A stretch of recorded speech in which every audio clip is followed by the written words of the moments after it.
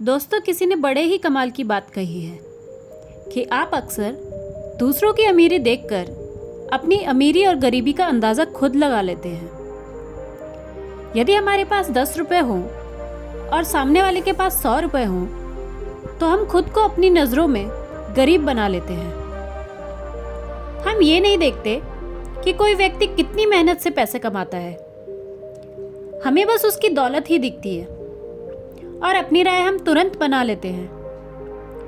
तो आज के इस वीडियो में हम गौतम बुद्ध की कहानी के माध्यम से जानेंगे कि इस दुनिया में सबसे ज्यादा अमीर कौन है और कौन है सबसे ज्यादा गरीब। तो एक बार की बात है, एक बार एक राज्य के राजा ने गौतम बुद्ध को कुछ दिनों के लिए अपने राज्य में आने का निमंत्रण दिया।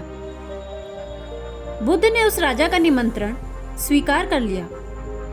अपने कुछ शिष्यों के साथ उस राज्य में चले गए। राजा ने गौतम बुद्ध से मुलाकात की और अपने राज्य के लोगों की समस्याओं का समाधान करने और उन्हें धार्मिक पथ पर चलने का अनुरोध किया। तो बुद्ध ने राजा की बात मान ली और राज्य में 3 दिनों के लिए एक धार्मिक सभा आयोजित करने का निर्णय लिया।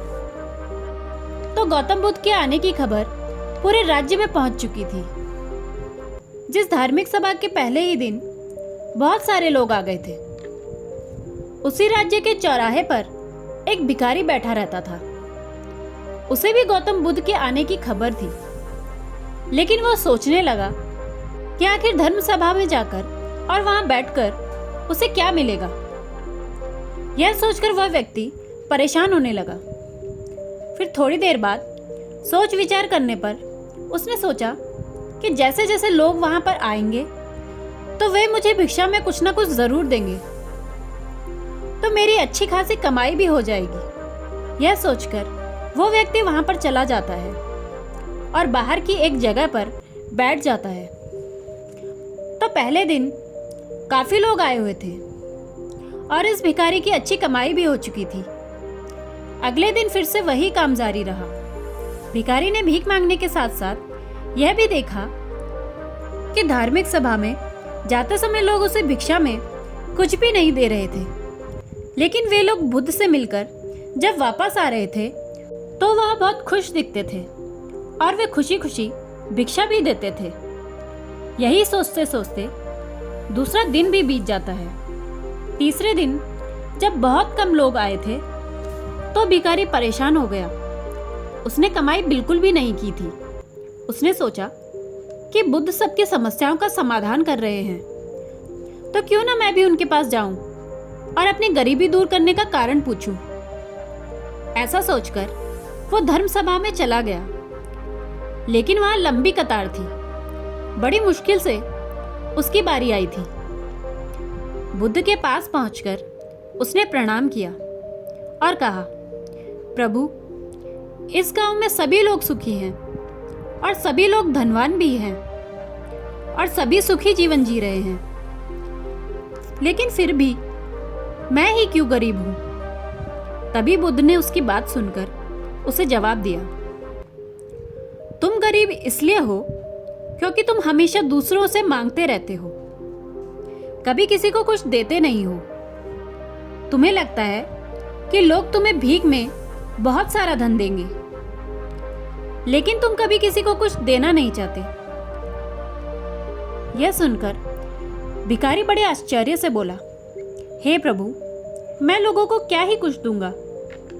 मैं खुद ही भीख मांगकर अपना गुजारा करता हूं। मेरे पास देने को आखिर है ही क्या। उसकी बातें सुनकर बुद्ध कुछ देर शांत रहे और कुछ देर रुककर बोले, तुम बहुत मूर्ख हो। भगवान ने तुम्हें और हम सबको देने के लिए, दूसरों के साथ बांटने के लिए बहुत कुछ दिया है। भगवान ने तुम्हें मुस्कान दी है। तुम दूसरों को हंसा सकते हो, उसके चेहरे पर एक मुस्कान दे सकते हो और उन्हें आशा की एक नई उम्मीद दे सकते हो। तुम्हें आवाज दी है जिससे तुम मीठा बोल बोलकर लोगों की प्रशंसा कर सकते हो। तुम्हें 2 हाथ दिए गए हैं जिससे तुम लोगों की मदद कर सकते हो, और सबसे अच्छा, तुम्हें एक स्वस्थ शरीर दिया गया है जिससे तुम कड़ी मेहनत कर सकते हो। जिस व्यक्ति को भगवान ने बिना किसी कमी के ये चीज दी है, वो कभी गरीब हो ही नहीं सकता। तुम सिर्फ अपनी सोच के कारण गरीब हो। जैसे ही तुम इस सोच से बाहर निकलोगे तो खुद को दूसरों की तरह तुम अपने आप को भी अमीर समझने लगोगे और तुम्हारी जिंदगी भी बेहतर हो जाएगी। दूसरों को खुश देखकर अपनी तुलना दूसरों से ना करो। भगवान ने सबको अमीर बनाया है, बस जरूरत है तो अपनी सोच सुधारने की।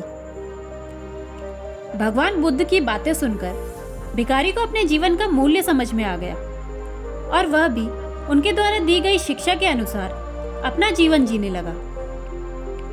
दोस्तों, हम सब अपनी तुलना दूसरों से करते हैं या दूसरों को खुश देखते हैं तो हमें लगता है कि हमारी जिंदगी बिल्कुल बेकार है और बाकी सब मजे कर रहे हैं।